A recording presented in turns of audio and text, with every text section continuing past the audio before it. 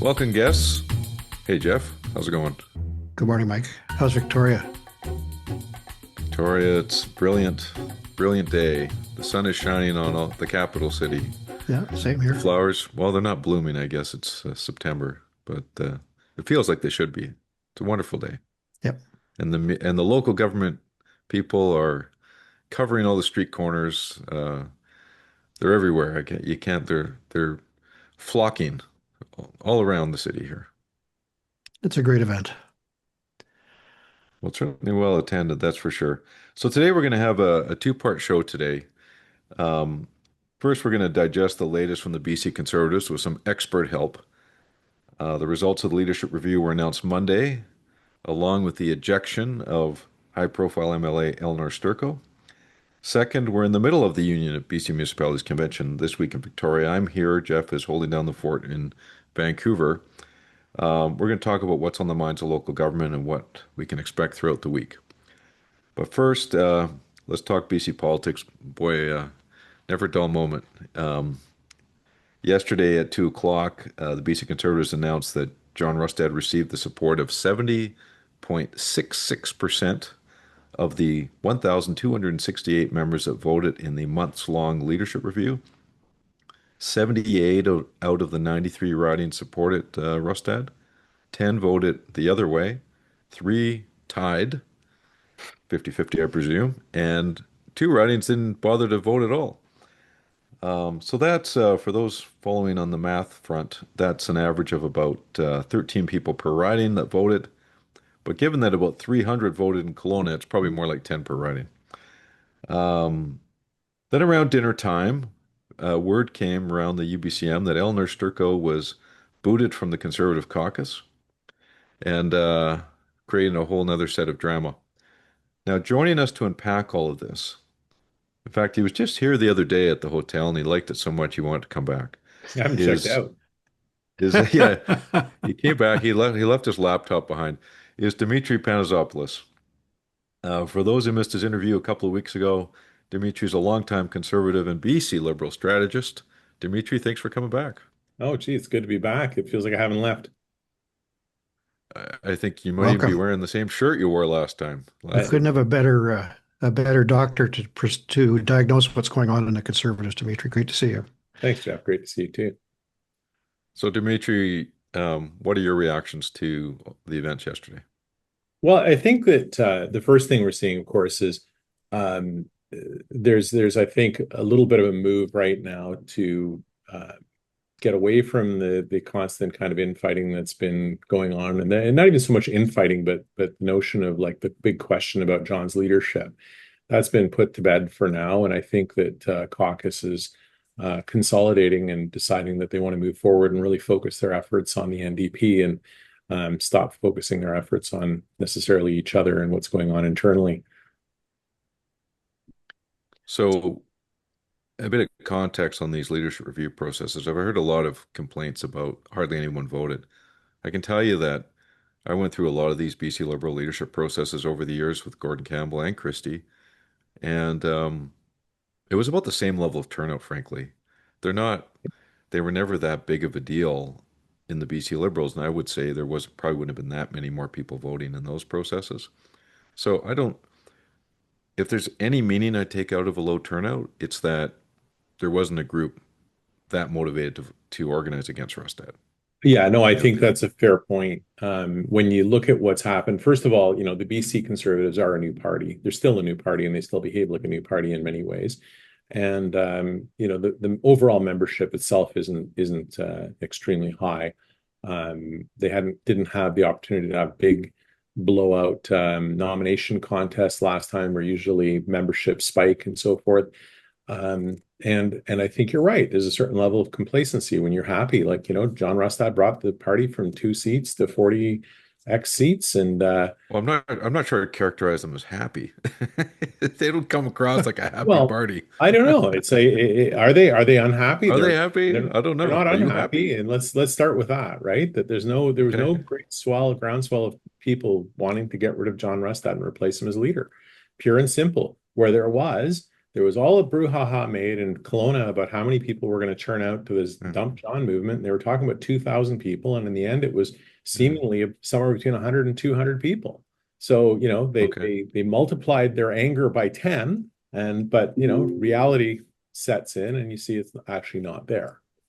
Yeah, but he wasn't able to carry 13 of the constituencies. And I think Asia Este made a really important point when she was on the pod I can't remember, a number of months ago anyway. The next job was to create that infrastructure for the party on the ground and get past the reliance on sort of social media waves. It doesn't feel like there's a lot of infrastructure on the ground with these tiny votes in a couple of places where there's no votes at all. Has the last year been kind of frittered away in some respects? Well, I think the last year has been focused on, first of all, figuring out where the washrooms are on the ledge, because many of these people had never been elected before to anything, and becoming, organizing to become an effective opposition to David Eby. And I think they've done that to a great extent. They've had many victories and had several times where Eby and the NDP have had to turn around. I think the focus has been less so, and this would be a valid criticism on growing the party and the party apparatus. So, fundraising numbers aren't particularly high, membership numbers aren't particularly high.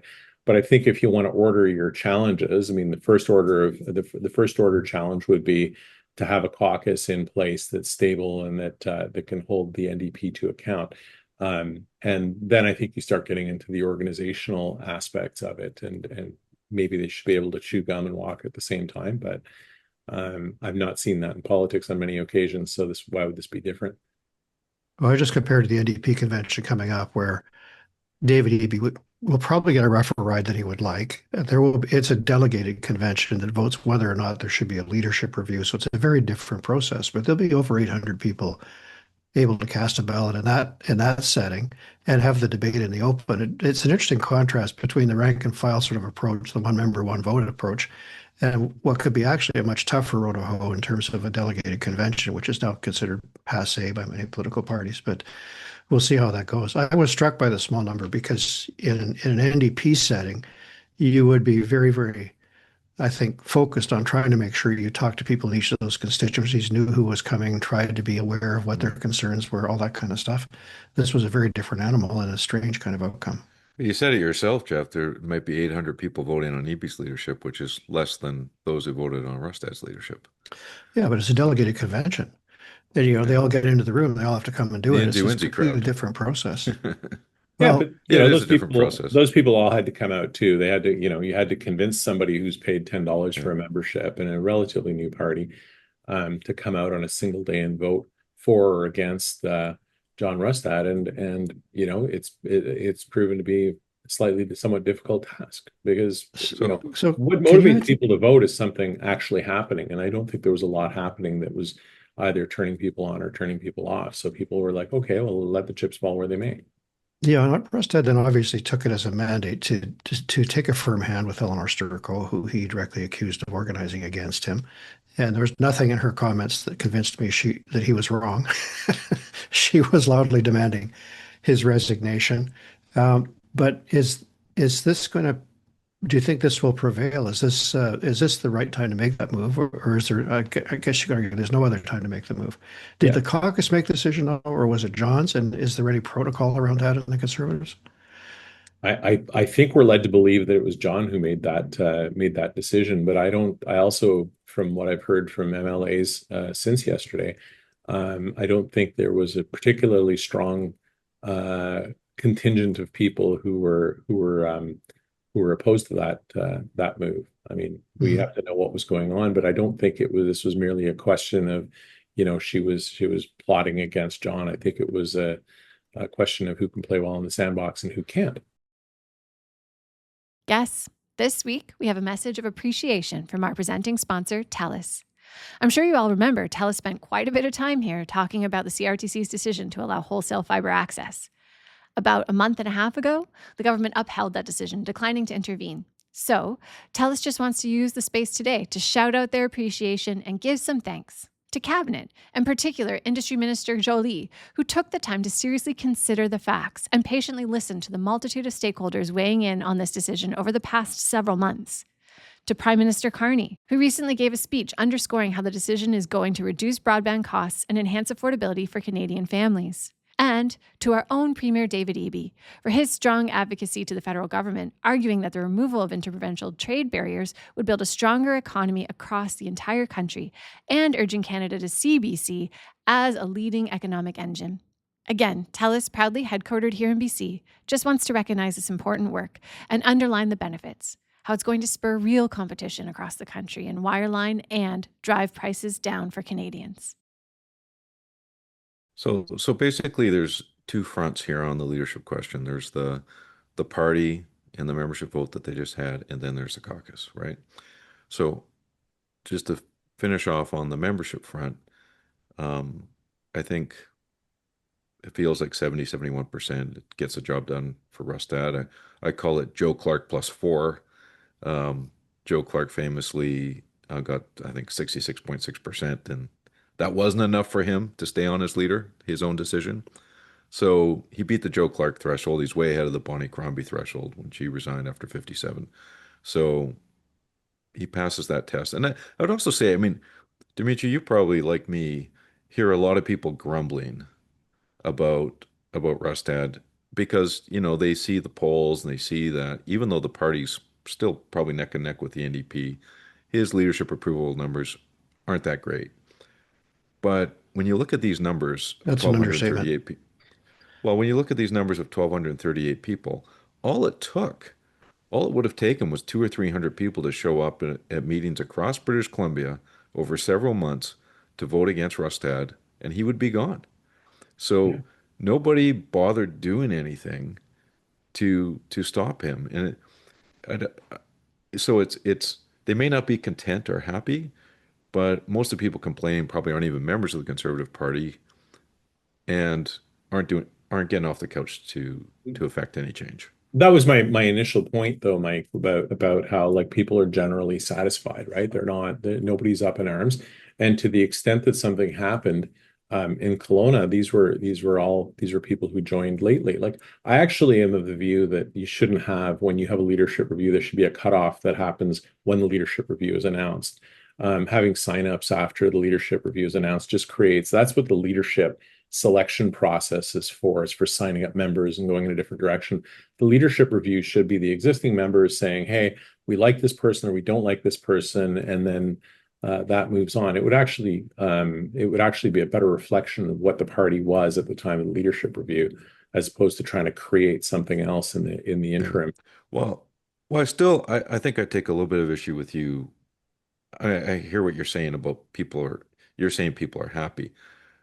I think there's a difference between people who are happy and people who aren't doing anything about it because they basically want somebody else to do it. You know, so I think there is a significant group of people lying in the weeds in BC politics, the non-NDP part, Jess Ketchum's non-NDP party, who are looking for more out of the Conservatives. Sure.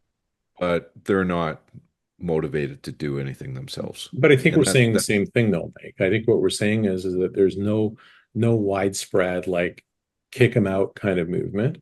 And therefore, people are either complacent or satisfied. I think those two are the same thing. Like, you know, nobody's ever happy entirely with... Or procrastinating. What's that? Or procrastinating.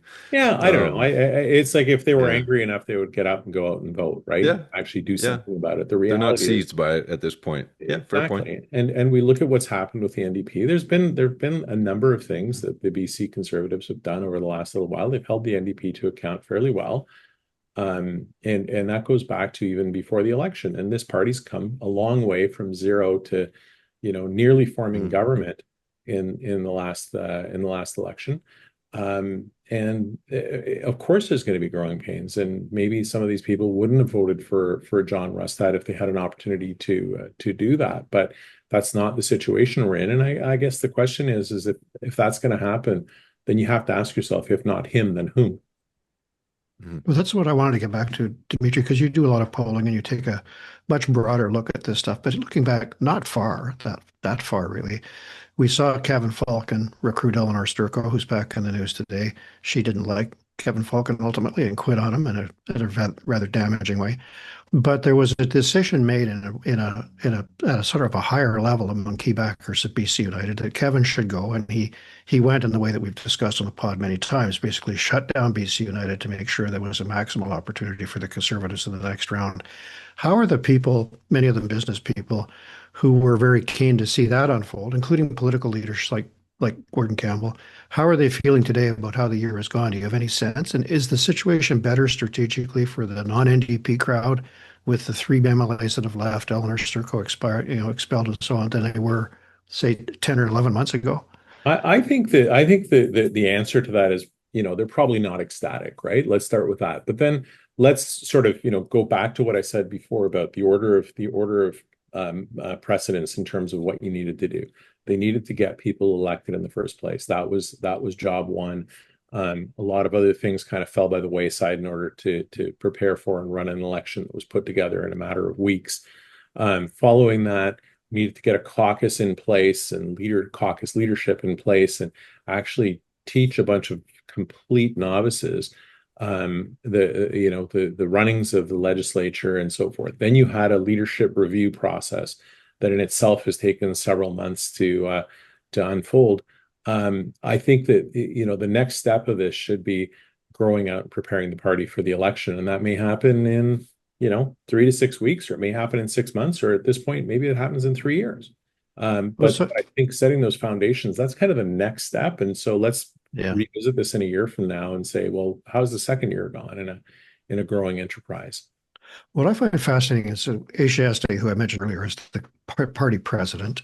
Angela Isidoro also made the comment, I think, on our show, Mike, but that the polarization that we saw in the last. No, he still refused. Okay. Anyway, he did comment, I guess, on Mo Amir that the polarization that we see in BC politics is the new normal. He's not obsessed, nor is Asia Este, with creating a big tent party. And we see Elenore Sturko trooping out the door going, I want a bigger tent party. Karen Kirkpatrick, former BC United candidate, saying, I want a bigger tent party. I'm going to form it. What's your take? Is this fracturing, as it appears from an old school perspective, perhaps good news for the Conservative team in terms of that clearing the decks and having a very stark alternative, or is it damaging? Well, I think a lot of these things are people justifying after the fact what they wanted, right? Like I would, rather than talk about this in big tent or small tent kind of party, I don't know. Every party has to be a big tent party to be government, right? You have to get more votes than the other team got. Yeah. But more to the point is a party that's connected with kind of the voter sentiment and zeitgeist of the day. And maybe at this point it's the NDP, maybe next year it'll be the Conservatives, maybe the year after it'll be a whole different party. But I think that they what they really want is a party that reflects what they want in particular, and it's not a reflection of a team; it's a reflection of a me first kind of approach to things. And sorry to say that, but it's just from where I see it. Being part of a political party is being part of a team, and sometimes you don't get what you want. And a lot of times you don't get what you want in a political party, but you do it for a higher purpose and try to move the needle. So sometime after 5 o'clock yesterday, I guess, a phone call comes from, or maybe it was a face-to-face between John Rustad and Elenore Sturko, and she's informed that she is no longer a member of the Conservative caucus.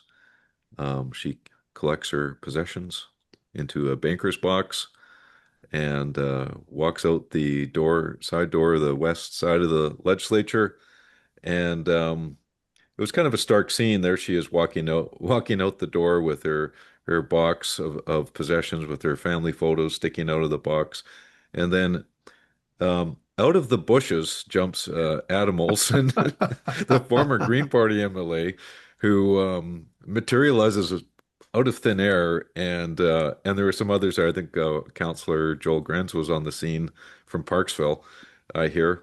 And they just felt, as human beings, she shouldn't be alone for that walk, and they walked with her to her car, I think. But it was the whole, and then Richard Zussman was in hot pursuit, walking behind her with his suit and his running shoes. So Had he eaten the croissant um, by then, or was that still? it was quite a tapestry of BC politics that was being woven. Anyways, how significant is it that Sturko's outside the caucus? And we look, guess what? 2.5 years ago, Kevin Falcon kicked a guy out of caucus, and he ended up almost becoming Premier of British Columbia, John Rustad. Now, the other people have left caucus and have disappeared from sight, over the years. Ran as independents in like Adam Walker in the last election. Uh, ran as independent, lost. Paul Nettleton ran as independent, lost. John Van Dongen, gone from BC politics. So usually they don't, it doesn't end well, but sometimes it's significant and it can lead to something. I think the thing with Sturko though is, there's a party with a brand that doesn't have anything going on right now called the BC United / BC Liberal Party, but she ditched them when they were in crisis to go to the Conservatives, and now the Conservatives have ditched her. Does she have a home to go to? Can she go home again? I don't know. Is Center BC? I'm sure Corinne Kirkpatrick's probably calling her and saying, "Hey, be our first MLA in the legislature." That could be significant for Center BC, I suppose. What do you think, Dimitri? Do you think any significance comes of this? I think you can never tell in this business, to your point, but the Yeah. odds are not on her side. Your point about Corinne Kirkpatrick and Eleanor getting together and forming an alliance and joining that party, whatever it is they stand for, I don't know. But that's a possibility. Other people have floated the possibility of her crossing the floor to the NDP, which I think is beyond improbable. I Um, agree. or someone even today suggested maybe she becomes speaker, and that puts Raj Chauhan back in the NDP bench, and gives them Gives them another an vote. extra vote. Yeah. Yeah, which is entirely possible. Frankly, it's hard to imagine much that will happen. She's a largely a one issue person, and I don't fault her for that. She's very well known and respected on the Law and Order platform, but I don't know that what her coherent set of views are beyond that. And I think that's something that voters would need to understand. Well, in the political scene in Victoria, though, Dimitri, she's given everybody a reason to distrust her.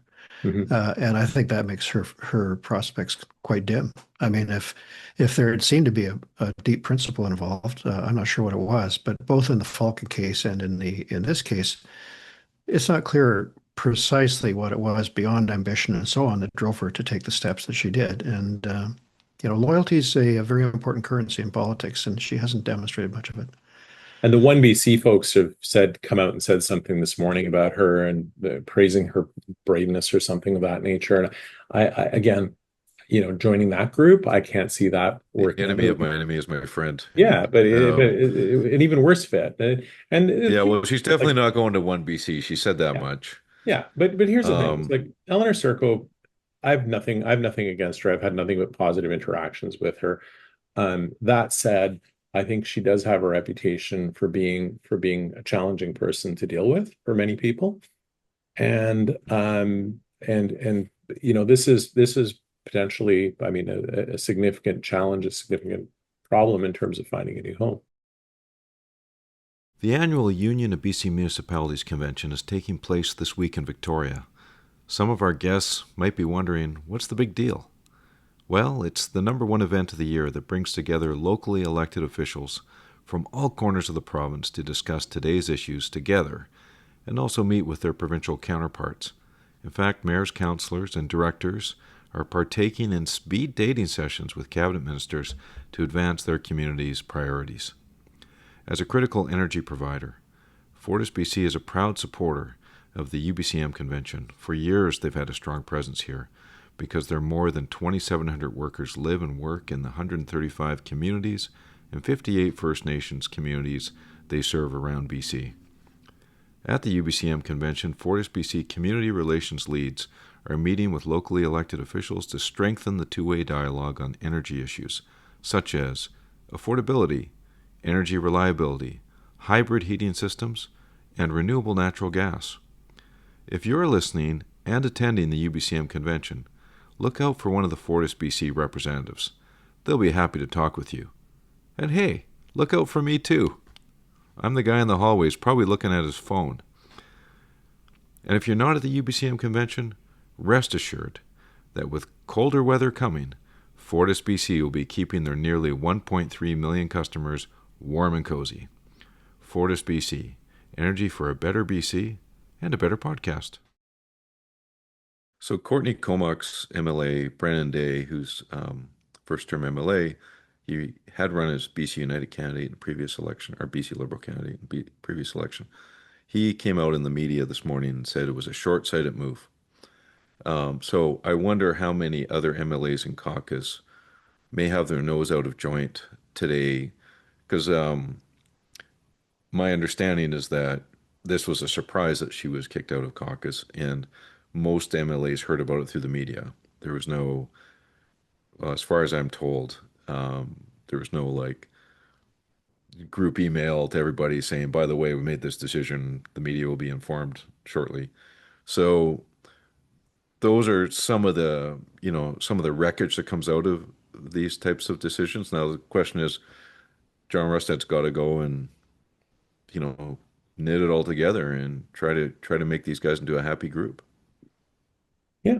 Well, that's part of the leader's job, right? Part of the leader's job is to Yeah. show leadership, and part of showing leadership was, I guess, in this instance, to release her and let the chips fall where they may on that.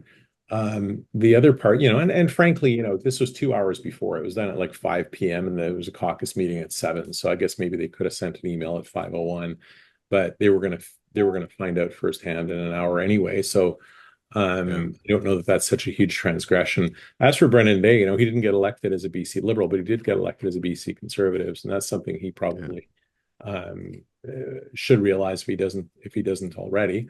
That this is the party that elected him, unlike Sturko, who got in before that.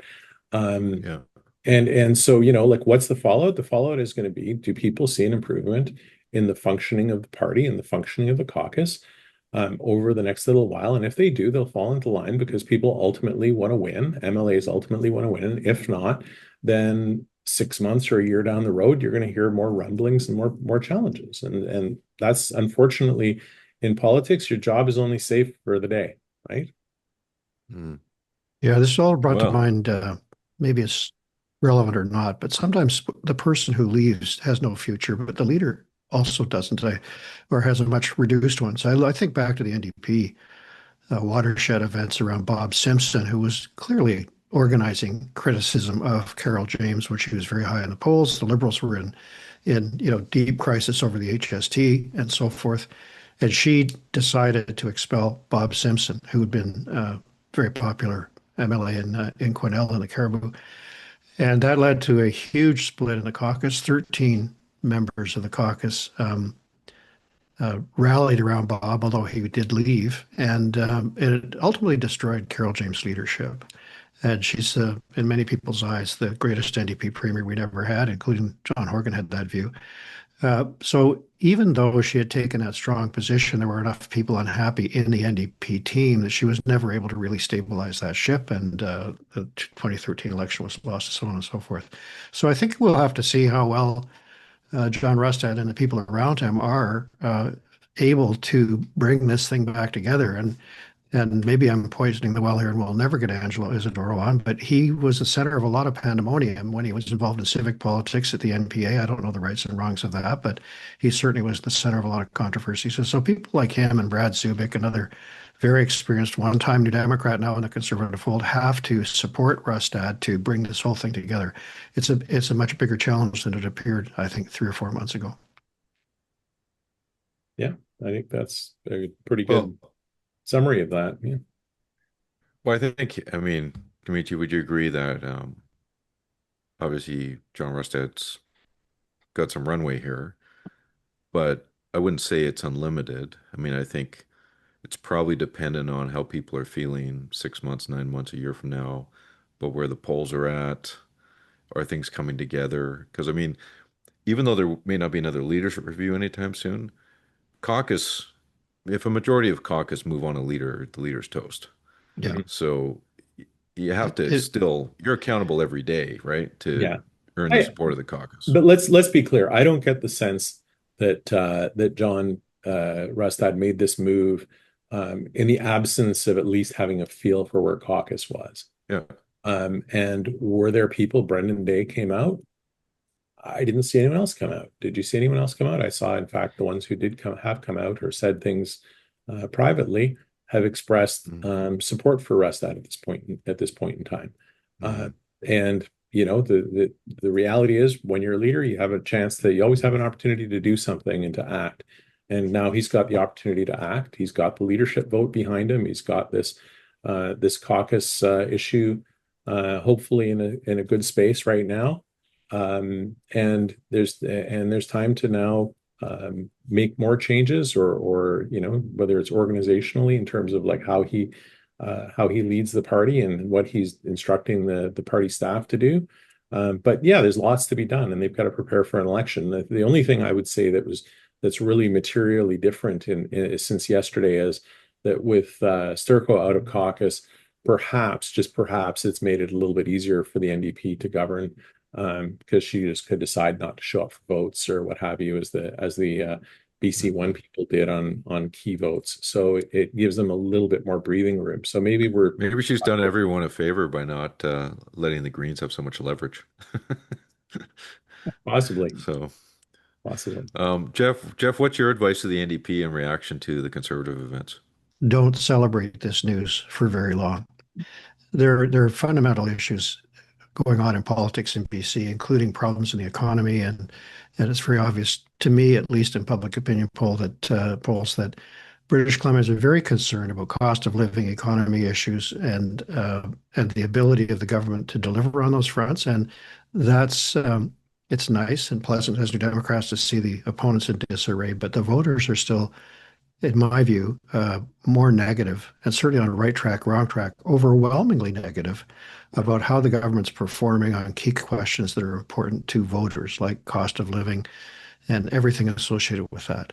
So, yeah, it's helpful that there'll be a new Solicitor General critic, and that person will be trying to find their feet over the next few weeks in the Conservative bench. But there's a short session coming up after the UBCM, and a window there between then and the NDP's own leadership review in mid-November, where the Premier needs to reconnect with his own base, in my view. And the Conservative disarray reduces the noise, but doesn't reduce the importance of that priority for him. Well, creates a benchmark for him anyways. Like, you better do better than 71%. Well, you know, Horgan had his first review was in the 90s. I can't remember the exact number, and dropped 10 points in the second review. And of course, now no one, even his opponents, you know, can seldom remember critical things about John Horgan. But the 10 points is a free swing that everybody in the room gets to have at John Horgan. And the danger in a convention setting is that mood can set in, and people think, well, this is just to send a shot across the bow. And the shot could be a lot louder than the leader would like. You see the NDP leader in Ontario, Merritt Stiles, was expecting to get 75% last week, and I think came in at 69. She's fired all of her staff. She's trying to do a big shakeup and a big pivot. Nobody has really set a bar yet for David Eby, but you know, getting into the 70s, in my view, is a gray zone. Okay. Especially lower 70s. I mean, in the 60s, that was the bar, rightly or wrongly, set for Joe Clark. He had to get 2/3 or something, and that has continued to be kind of self-imposed bar. Yeah, there's no science to it, but it's become kind of the level below which you know, you pack your stuff up and head out. Keep in mind as well that, you know, this is when we're looking at these reviews, a leader of government has a lot more levers at their hands than the leader of the opposition. It's really easy to grumble in opposition, right? It's like, oh, we lost the election, this didn't happen. You know, what's your carrot or stick over somebody? You know, I always argue that these critic portfolios that are so sought after, they're almost like extra homework, right? Oh, you get some extra homework. What do you get for that? Nothing. Oh, I'm going to take your extra homework away from you if you don't behave, right? There's very limited options in terms of what an opposition leader can actually do versus the smaller the stakes, the more vicious the infighting. Yeah, that's true. Anyways, well, Dimitri, thanks for jumping on. We needed a respectable conservative to come on and tell us what's You happening. couldn't So find one, so you got me instead. Good. you're the only one we could find. They're all busy, having their decompressing from yesterday. So, That's right. All right. but Well, that's you were Yeah. ably demonstrated the conservative perspective today. Good Thank you. job of showing the glass half full. That's right. all right. Right. Great. Have a good one. Cheers, guys. Good. Talk soon. Why are BC public sector workers on strike? It's simple. We can't afford to stay in our jobs without fair wages. I'm a wildfire fighter. I risk my life to keep others safe, but I make just $28 an hour. Half of us are thinking about leaving already, and now government wants us to accept wages below inflation. I can't afford to fall behind. Tell government to come back to the table with a fair deal before we lose the people who keep BC running. Visit frontlinesfirst.ca. A message from the BC General Employees Union. Back in the strategy suite, just me and Geoff. Just to finish up on that conservative thing, some wag at UBCM yesterday said that in hearing that Rustad got 71%, said, well, 20% of the voters were dead and 8% were parrots. So if that's true, then Biardi, John Rustad's parrot, must have done a very good job getting the vote out. So good for Biardi. Oh, that's So, right. He has the parrot. I'd forgotten about that. Yeah. yeah. You didn't have to play the parrot card in the leadership review. That's how confident he was. I don't know. I don't completely Um, buy your soothing words that this was not such a bad turnout. I mean, we're contrasting it in my own mind to this enormous wave of activism and so forth that occurred during just a year ago, and looking at yeah. this, thinking, where are the people who would rally around Rustad? Was there I don't was know. there an enormous wave of activism, or was it just voters? Because I mean, I never Well, actually yeah, did that's a see good the question. people attached to it. Like, sure, there's people show up to a Polyev rally, right? And they'll get 1,000 people out at the drop of a hat for Polyev. But would those people even show up to a party meeting? Well, It's and hard. especially where you don't even have an MLA. I mean, this is the thing about a lot Yeah. of the social media driven waves is that the wave rushes in. There's turmoil on the beach. The wave goes out, and the beach looks much the same. It's going to be very interesting to see if they can put more feet on the ground in those ridings in the weeks ahead, Well, months ahead. I'm not sure what happens over in lefty world where you live, but I would say that my observations on political organizing in the last 10 or 15 years is that the art of phoning someone to twist their arm and getting them out to a meeting has basically disappeared and died. Hmm. And basically, it's like you might get an email about a meeting. So there's, Well, and it's on Teams or on Zoom. yeah, yeah. So, like, I know that, Jazz, my good friend Jazz Johal was, um, making an issue out of only 55 people voted in Surrey for the Conservative Leadership Review. But they probably had one event where 8 ridings fed into one event, and it was probably some barbecue or something, and that's how many people showed up. And I don't, and we used to do that all the time with the South Island and other regions where there's lots of urban ridings, and it isn't good. Like those turnouts are not good. Forgetting about the leadership review, it's like it just is a sign of a party that doesn't have a strong grassroots. And my point on the conservative leadership is that it's just not that different than what has happened in the past. And the BC Liberals, when they had those levels of turnout, it wasn't a good sign for them either.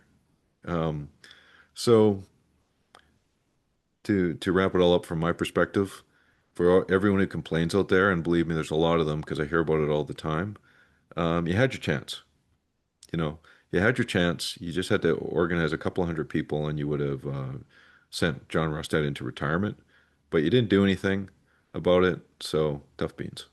Well, the scandal of the Rustad review, which we'll never get to the bottom of, and it doesn't probably really matter, is these insane signups that caused such a Yeah, kerfuffle, which appear to have been done in Mickey Mouse's basement in terms of a sign-up yeah. drive. Which Who's never materialized in a meeting, anyways. Like no, right? no one voted from those lists, But that seemed to but be still, yeah, set the that was fire, sloppy. not that set the fire under Elenore Sturko, although she didn't need much fire setting, I don't think, to Yeah. have that stick to beat Rustad with. So he's dealt with that. Yeah. I mean, I think, hey, if Rustad's still sitting here in leader a year from now and he's 5, 7 points up on the polls over EB, um, No one will we'll be look talking back on about this and it. say it was a tempest in a teapot, Yeah. you know? Yeah. Or he's not leader a year from now. We'll say, oh, I guess it was significant. So, anyways, let's move on to Okay. this week's UBCM convention, which I can see out my window here. Um, I'm going to start off with a clipping of the week here because it sets the scene for one of the issues that's, I think, on the minds of a lot of members here that I've been talking to, which is the Heritage Conservation Act. And there's a piece in the Vancouver Sun today, headline Concerns over Heritage Act Updates Highlight First Morning of UBCM Conference in Victoria. And the president of the UBCM, Trish Mandeo, is quoted as saying, "We know that the province has taken 2 years to co-develop the legislation with First Nations, which is great. The province has offered local governments a 3-hour webinar to discuss its intentions. This is not meaningful consultation for such a significant piece of legislation, and we know that this act has implications for homeowners, home builders, local governments, and a wide range of industries, so the province needs to slow down, take time for a meaningful consultation with local governments."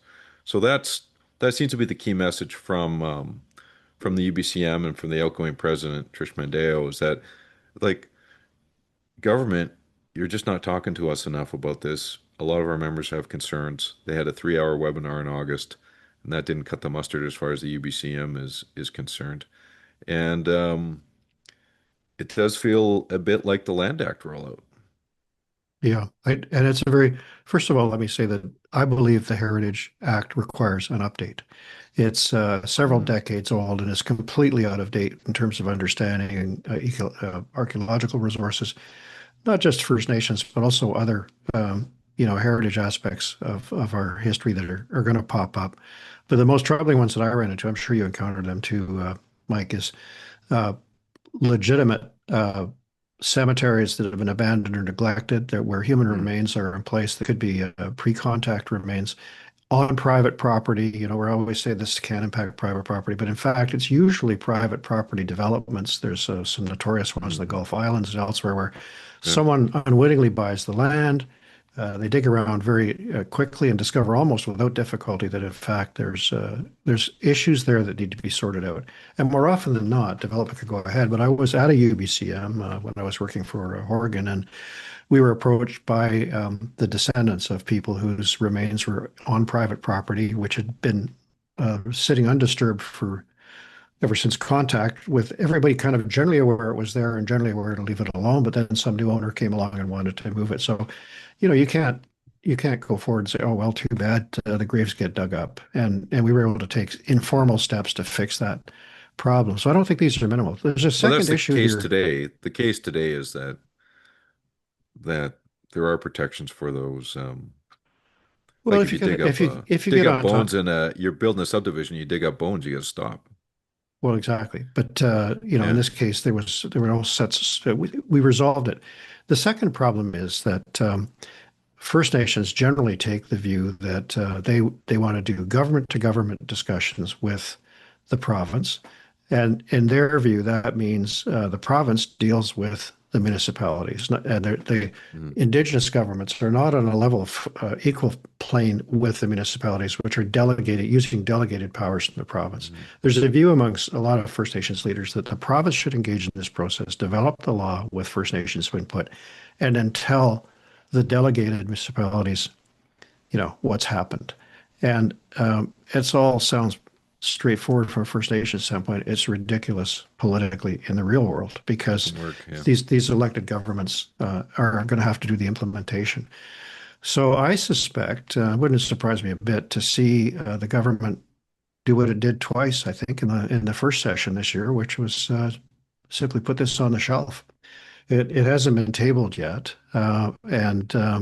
but given the controversy around it already, I'm not sure why the province would try to bring it into the House and fight it out in such a short session. But maybe they will. We'll see. Do you happen to know why this falls under the Forest Ministry? No, and I was confused by that as well. I guess I should have tried to research this, but people may remember, if Yeah. they're government nerds, that in Horgan's second term, he disaggregated forestry and land management, and we wound Yeah. up with two ministries that they'd been sort of put in a shotgun wedding by Rich Coleman back in the day. Was So it's a big Well, ministry. it was But I don't know. Flinroe. It's Yeah. bound. I mean, the Crown land is bounced back and forth. I mean, It's been a standalone. It's been attached to another ministry. It's been a standalone. It's now standalone again. Um, yeah, I'm not altogether clear, but it's wound up in Minister Ravi Parmar's lap, Hmm. and I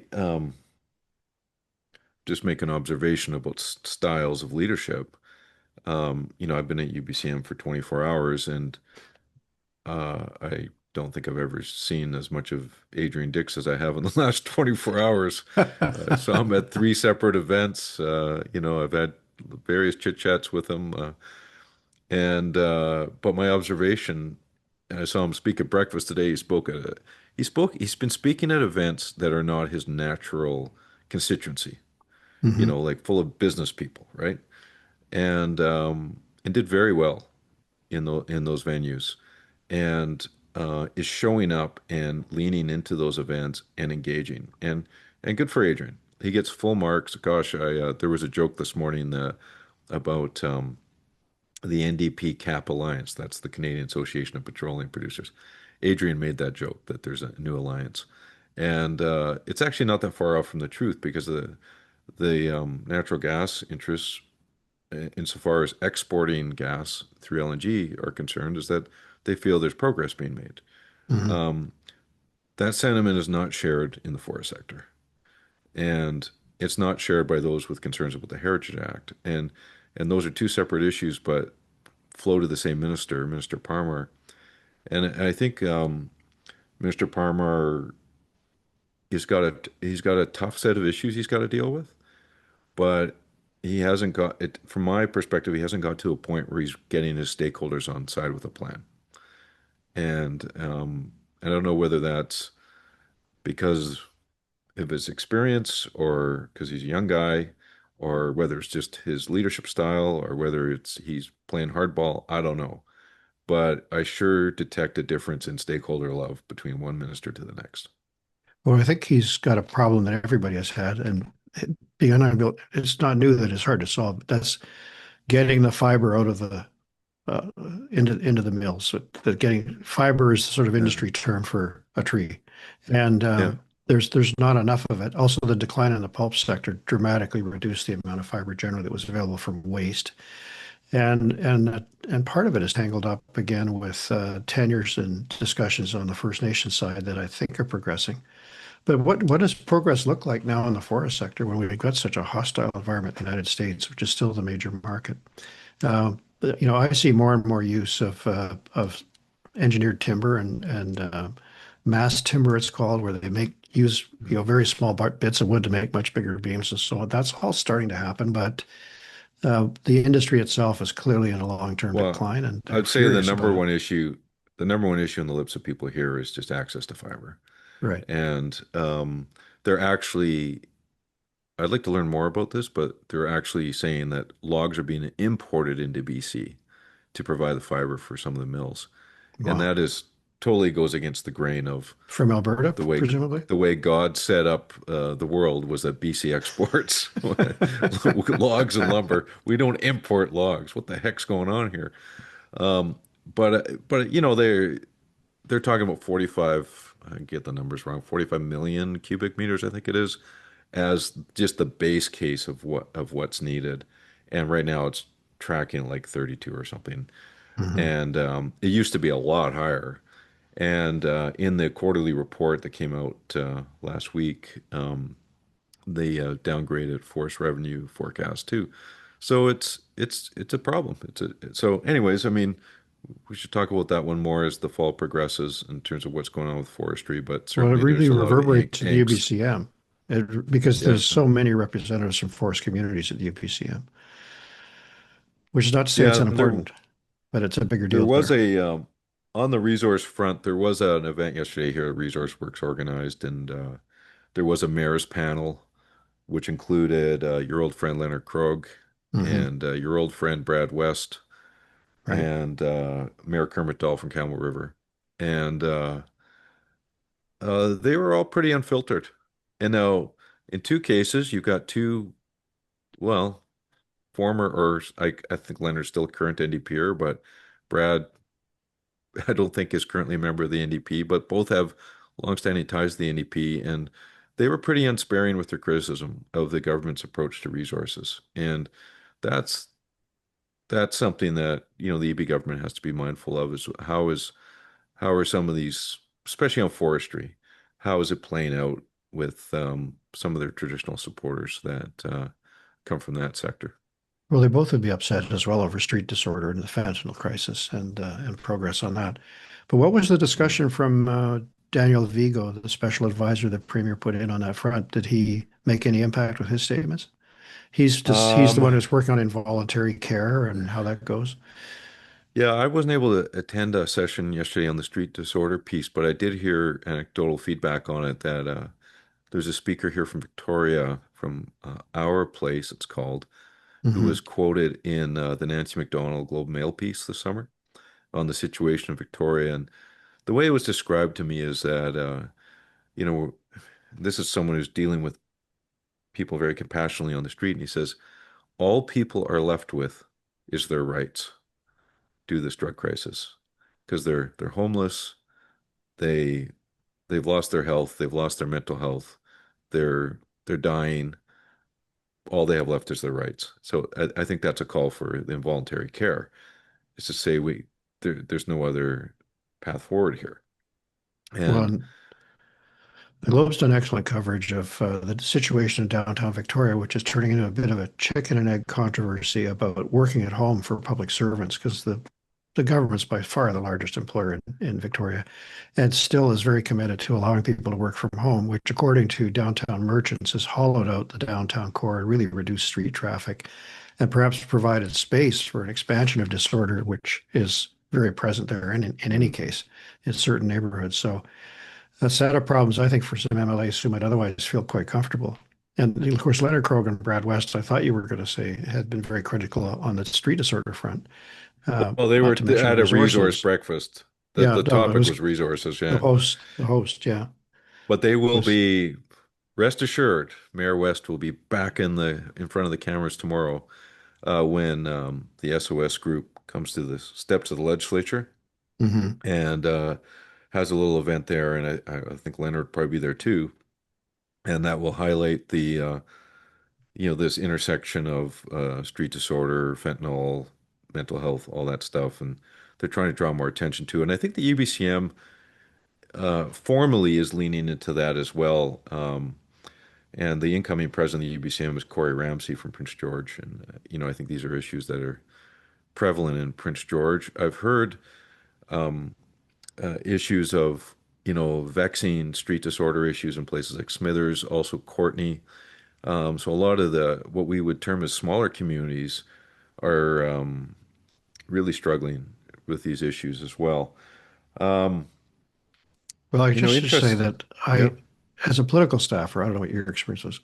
I found staffing someone at the UBCM absolutely the most stressful thing I did all year, because it was four Yeah. solid days of constant meetings, constant pressure, saying hello, getting someone's Yeah. business card, being told by my boss that I should follow up on this, that, and the other thing, Yeah. capped by a keynote speech to a very hungry Yeah. crowd of wired up politicians at the end. So we got a speech from Rustad to come and a speech from EB. Is that The new Green Thursday, leader as Friday? well.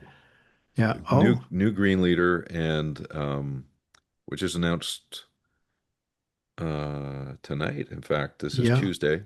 We're yeah. recording, so we won't know it by the time this drops, this podcast. Um, and Rustad will go Thursday and then EB on Friday. Now, I was a little surprised that Premier Eby, the advisory came out yesterday that he's in New York, and he isn't back until, I mean, his New York trip carries on through today, so I assume he's not back on the ground in Victoria until Wednesday. So that's 2 days he's not at the UBCM Hmm. convention. Not that he would attend the events of the UBCM convention, but with all the people in town seeking an audience, and then you have to have some time towards the end of the week for speech prep and getting ready for the big speech. Well, he doesn't have to write the Um, jokes. We know that. no, he's not writing. I'm writing the jokes now for free. But um, yeah, no, I mean, you can't do it all, right? So they obviously had an Eastern trip last week to Ottawa, and they thought, let's go sell British Columbia in the Big Apple for a few days. But it's like, okay, well, that comes at the expense of this. So, Yeah. anyways, that's life. Um, I want to do a shout out to a comment that was made on our YouTube page last week from, I believe, Councillor Harrison, and I think he's Qualicum Beach, who made some smart comments about some of the issues that are before municipalities, particularly that there's just going to be no money, and that we're heading into an era of constrained choices. And that I haven't heard that as a top of mind concern to people in conversations this week, but I think it's in the backdrop too, unavoidably with the province's fiscal situation and the federal fiscal situation, that it's going to have an impact on local government Hmm. ultimately, Hmm. and that's going to be some tough choices in the years ahead. Yeah. And I think it's on the services side, uh, the complaint you're starting to hear from municipal politicians is that the decline in funding for services, or at least the flatlining of it, has social consequences that do turn up in street disorder and things like that, and lack of additional housing, and those become municipal burdens, even if there's not an explicit program download. And I think the complaints at that level are going to continue and probably get louder in the year to come. Well, we're seeing it play out provincially with the BCGU strike right now. What's the latest you're hearing on that? Well, it's a very difficult situation because this week Paul Finch, the president of BCGU, announced they're going to escalate and take out the liquor warehouse. Now, that was done in 2024, or sorry, 2022, in the last round of bargaining. And it has a big impact on small businesses and becomes very salient at that point for voters in a way that it wasn't before, because a lot of those businesses are very concerned and upset about this. Maybe the government's found a way to get that booze out to the customers anyway, because managers are still allowed to work in there. But I think it's a new step in this very difficult dispute for the government, because the parties are far apart. They haven't formally met for weeks and weeks now. The union is insisting that it's time for the government to come and make a new move, but the government's saying, "Well, we told you what we're prepared to pay," and there's probably some room left in the government's playbook, but not as much as the union would like.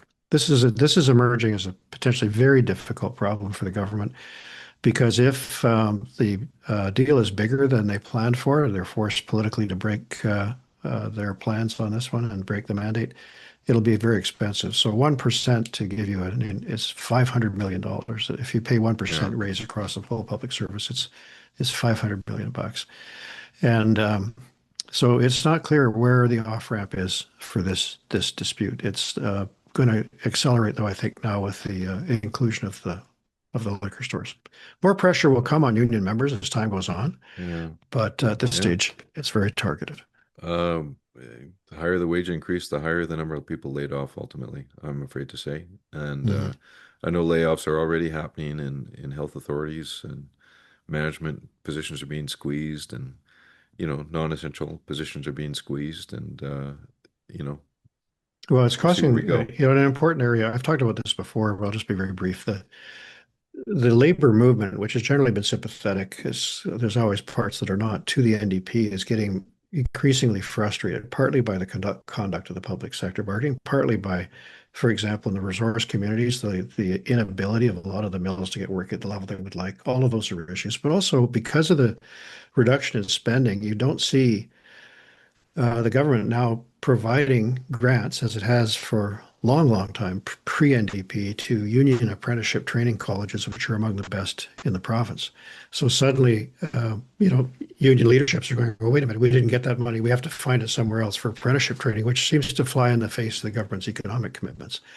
So Mhm. there's increasing discontent out there on a number of fronts in the labor movement, not just because of the bargaining. Now, Jeff, I've got a deal for you. Okay. Have I got a deal for you? You too, Jeff Makes, can form your own civic political party and become the mayoralty candidate. Is that something you'd be interested in? Well, I kind of did Because that many already, are. Mike. I did become the mayoralty candidate, but I did launch a civic party. But it turned out to be a lot easier than it is today, I think. It wasn't easy. So Well, good we luck to have a new everybody who's, one. yeah. there's a new one on the scene now. Rebecca Bly, Councillor Rebecca Bly.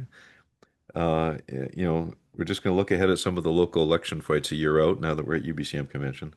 She decided yesterday or Monday to launch Vote Vancouver, which I always thought was kind of like that's the isn't that the group that runs the elections? But I guess not. Yeah, well, that's a friend of It's mine raised that as well. Vancouver votes. yeah. So Vote Vancouver.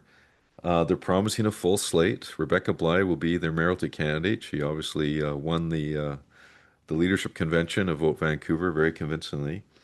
And so they had a small, I would call it a small group of people out in front of City Hall. They were huddled together as if it was 10 degrees, below Celsius because they had to make the crowd look a little bigger, I think, for the picture. But way in the background of that crowd, I did see Bob Rennie lurking. So that's a significant person who attended her launch. And then she jetted over to UBCM to speak at the Equal Voice reception last night. So, um, what's your reaction to Rebecca Bly jumping in as mayoralty candidate? Do you think she's a contender? Well, we're still a year away from the vote in Vancouver, and the civic scene is exploding with activity, probably sparked a bit by the shellacking that Ken Sims' team got in the last by-election, where the two Yeah. left-wing candidates were successful. But yeah, it's very surprising, and we have now two mayoralty, well, three, because Ken Sims said he's running again. Rebecca Bly, who was ejected from Ken Sims' team, she ran with him Yeah. twice before, and now she's opposing Yeah. him, but she says she still likes a lot of his policies. She's just going to do them better. Old, Um, old and friends, apparently. Karima Lam, who was the chief of staff and the Yeah. campaign manager last time for Ken Sim, is now furious at Ken Sim and Vancouver is being Liberals. being sued by Ken Sim. Yeah, now, and apparently there's going to be a conservative offering. And often missed on the Yeah. list is one city, which actually has a party, but not a mayoralty candidate. They say they're going to get a mayoralty candidate and be ready to go early in the new year. So I think we So probably here's will some see rea some shakeout here. so here's some reaction from one city from their co-chair, Kara Ng. Rebecca Bly voted to slash wages for workers, to block rental housing in wealthy neighborhoods, and to oppose common sense tools to properly fund our schools. So she's getting attacked from the left. Then Kareem Alam, the figure, as you mentioned, who won the hotly contested leadership campaign to be the head of the It mayoralty was a candidates for conservative Vancouver before he became Liberals. a liberal. Yeah. He says the Vancouver Liberals have nothing in common with either of those two candidates, referring to Ken Sim and Rebecca Bly. I'm thinking, nothing in common? Like, you elected both of them? You have nothing in common with them? And then Rebecca Bly says that she completely supports the ABC platform last election. The only difference is that she will actually implement it. I'm Right. thinking like, well, that's an interesting. I thought she was pushing to the left, so that's an interesting positioning in terms of attracting left-wing votes that she fully endorses ABC's platform from last election. So I'm confused.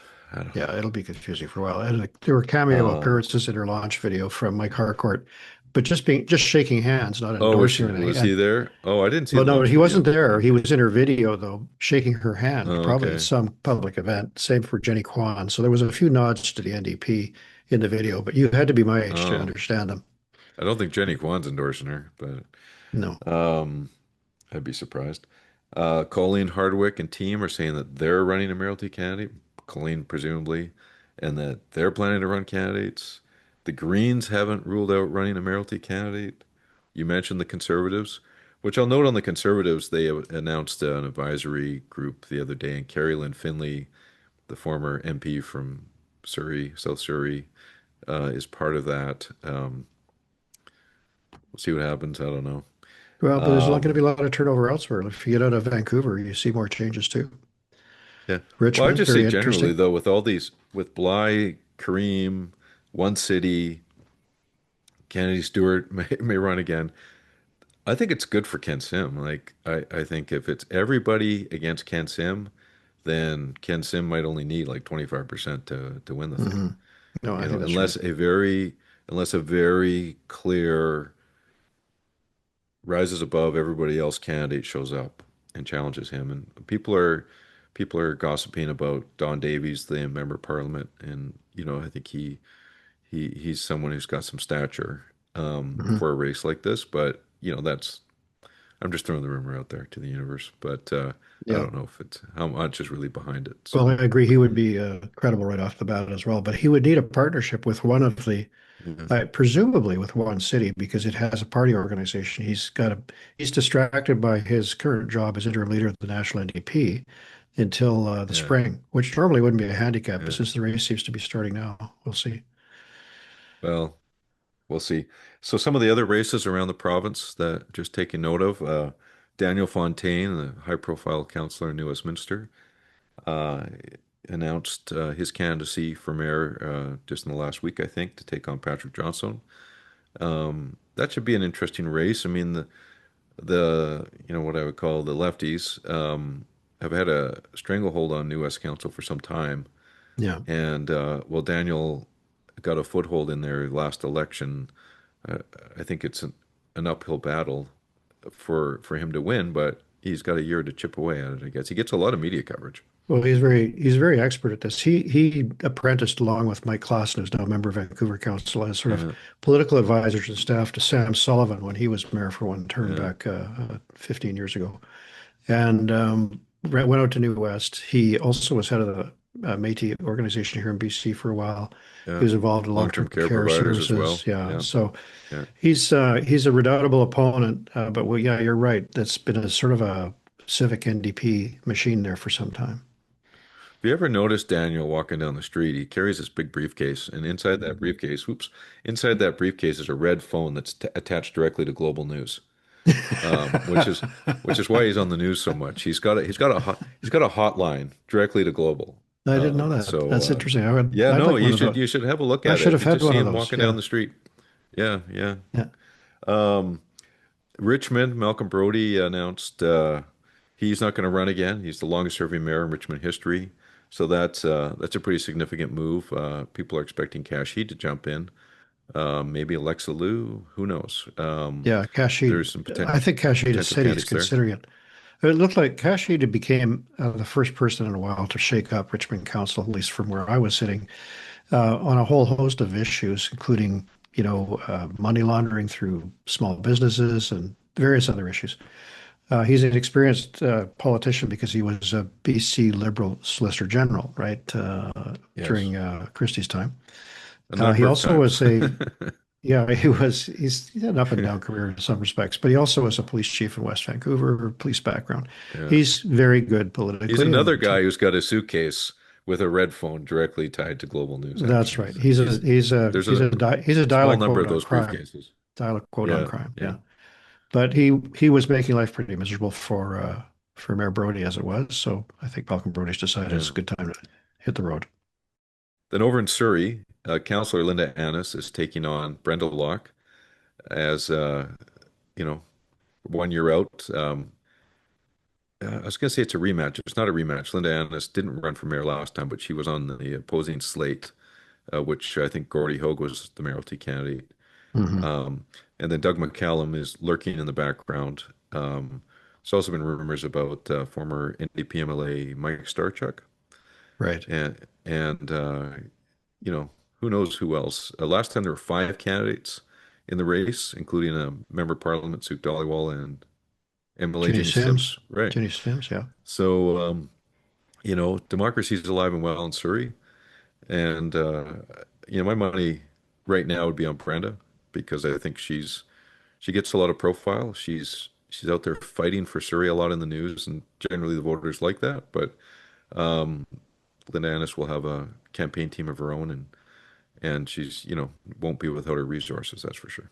I heard an amazing story yesterday from someone in Surrey that it was on the news, but I can't remember which outlet. But because I guess of the decline in immigration numbers, the Surrey School Board has more seats than students for the first time in many, many, many, many years. So Wow. some of the overcrowding issues have been eased at least by the changes there.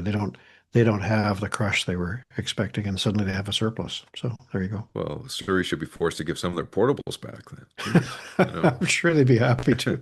Just send them over to Surrey Memorial. They'll need them at the hospital. Um, all right. Well, Geoff, we worked up a bit of a thirst here. Off to the minibar. Yeah, I'm going to take a shot today. A bit of an obscure one, but it still really annoyed me was that the news that the head of the RCMP services in BC, David Taboul, had was facing charges for assault, very serious charges, which of course have not been proved in court. But suddenly, our top crime fighter in the province is on leave because he's been charged for incident in Abbotsford, about which we know nothing. But I just think. It's just shocking. I have no idea who's acting in the role now, but Taboul had quite a high profile, and now he's got it for all the wrong reasons. So very disappointed, and I'm sure lots of other people are, including many members of the RCMP. Hmm.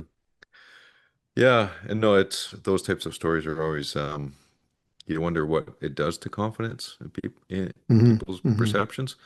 However, I also know polling that I've seen over the years too shows that the public writ large are largely confident in police. So No, I agree, but this is the a strange one.